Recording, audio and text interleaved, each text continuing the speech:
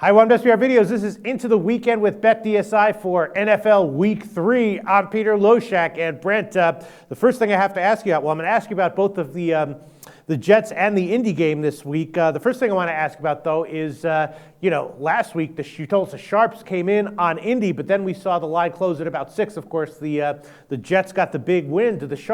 Do these NFL Sharps that you have on your list, do they actually make money in the NFL, or what's the deal with them? I mean, if you look at the line movement in that game, that was a case where the Sharps were all on the Jets, late in the day, that one. I mean, that was the case where they were, I was still running 6.5 because I had all my public guys still laying the 6.5, and I didn't have a ton of guys taking it back. But there were 6s out there. I mean, early in the week, they did lay the 6 on Indianapolis. They made 6.5 minus 0.5, and my chart was like, when we did the call, it was way one-sided. By the time they kicked off, I still needed the Jets for a ton. I mean, it was a really big decision for us. Right. And that's just because the public was still just all over Indianapolis. And I mean, it's a weird one with the Colts this year. I mean, they were down 10-0 at halftime there, and they were down. I mean, opening week they were down like 17 at halftime. It's crazy what's going on there. But I mean, it's a team that we're now trying to figure out, and they're on the road now as a favorite against Tennessee. That you mentioned you don't want to talk about that, and it's just like it's a crazy spot because it's like, how do we figure them out? But to address your question, yeah, I mean, we had sharp money earlier. It was interesting because I was sitting here kind of waiting, at 6.5, and then I saw books go down to 6, and I was waiting for the line to bump up because I figured the people who had come in at 6 would be grabbing it when it was 6 again, but it just didn't happen. So the Sharps who took Indy early in the week and the Sharps who took the Jets late, were they were different groups, or were they the same groups who just changed their mind? No, absolutely.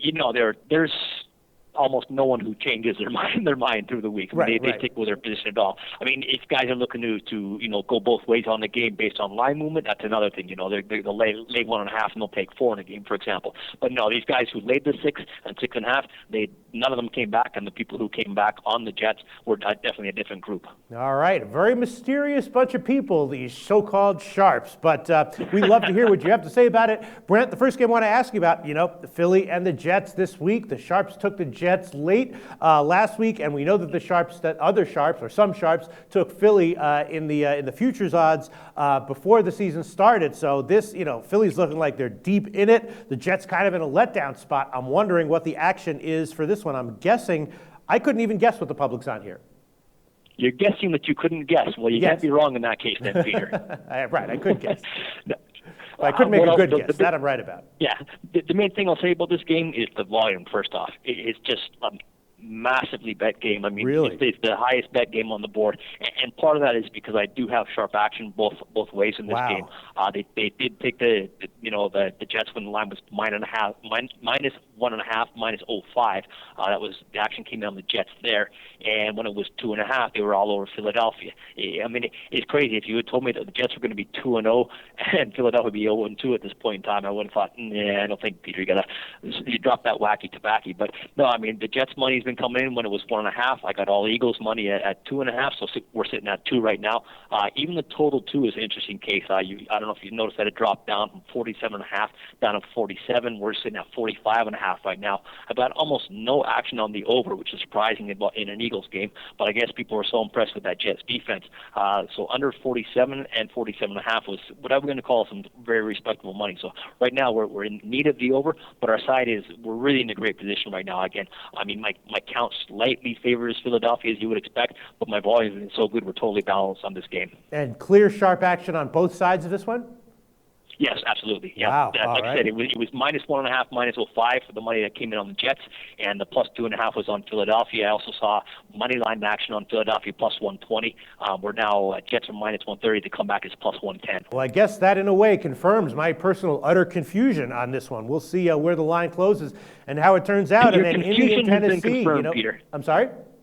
Your confusion has been confirmed. Yes, absolutely. And then in Indy, Tennessee, kind of a similar situation, right? What to make of Indianapolis? We know the public loves to bet them, and the public has gotten burned. Here they're a road favorite. Is the public biting on Indy for a third week in a row? What to make of Indy? What to make of Tennessee, too? That's another team it's kind of hard to figure out. I mean, they absolutely crushed Tampa Bay, who went in and beat New Orleans. Now, New Orleans may not be a very good team, but I mean, they went to Cleveland and lost that game. So they have their home opener now, and Tennessee's a 3-point dog. Right now, I've got Indianapolis minus 3, minus 115, and this is a case where we have a public and sharp split, and I don't need to tell you what side the public's on. They're still betting Indianapolis despite being let down. But Tennessee plus 3.5, definitely a sharp play there. And also the money line Tennessee plus 160 was sharp. If I look at my count on this game, it's almost like 5-1 in terms of the actual number of wagers I've taken in favor of Indianapolis, but my money's almost dead even or even slightly favoring Tennessee. So Tennessee, the home dog, plus 3.5, getting the money again. Right now we're Indianapolis -3, -115, but definite public and sharp split there. I've got nothing but over money in this game, not a ton, but I haven't got.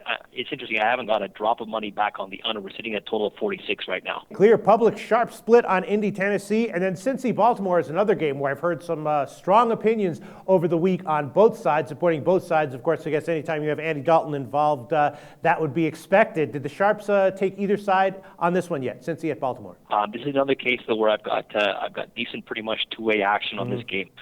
Since the Baltimore action though, -2.5 is I definitely would call that sharper action. Now they laid Baltimore -2.5, -110. We've kind of inched up to 2.5, -115 because we did get some what I would call big bets on the Cincinnati, not square bets, but not guys who are really sharp at all. I would almost call this a public sharp split, but I'm not going to yet just because there's not the money that came in on Cincinnati. Like I said, it's respectable and big money, but it's not guys who you definitely put on the list as we refer to it. But Baltimore -2.5 was definitely the sharper of the action.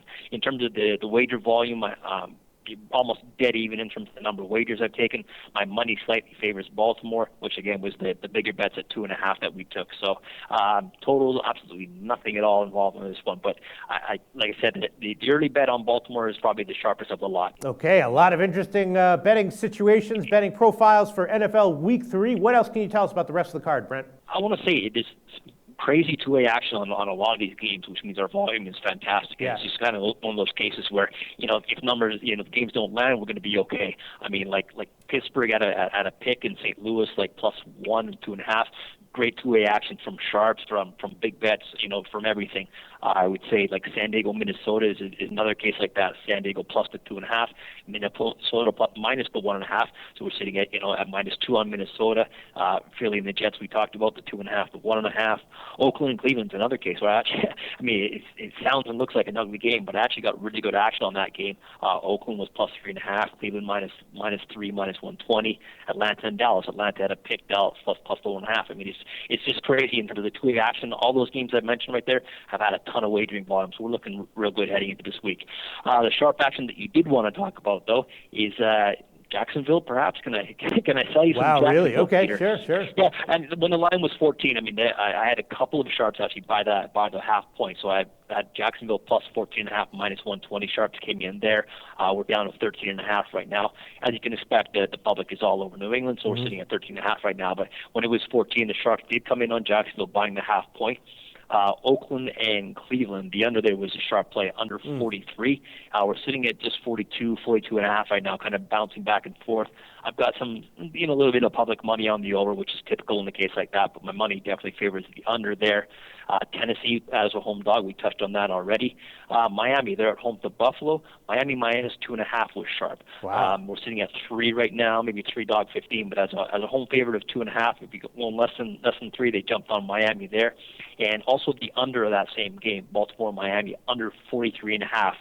It's interesting because it's almost like a public sharp split on the over as well. I've got probably about twice as many bets on the over of that game, and probably about, I'm going to say like 8 times more money on the under. So it's kind of like a public sharp split. The sharps are definitely on the under. Buffalo, Miami, under 43.5. And Detroit, the Sunday night game, they're at home to Denver. Again, Denver's 2-0, Detroit's 0-2. Detroit plus 3.5, that was sharp too. We're sitting at Denver -3, -120 right now. And again, this is a case where I've got a lot of public money on Denver. My count's almost like 5-1 in favor of Denver, and my money's dead even because of the sharp action on Detroit. So Jacksonville plus 14.5, -20 was sharp. Oakland, Cleveland under 43. Tennessee plus the 3.5. Miami -2.5, and Detroit plus 3.5. Those will be the sharp plays for the week, Peter. All right, interesting week. NFL Week 3. Brent, thanks as always for your information, and we'll talk to you again next week.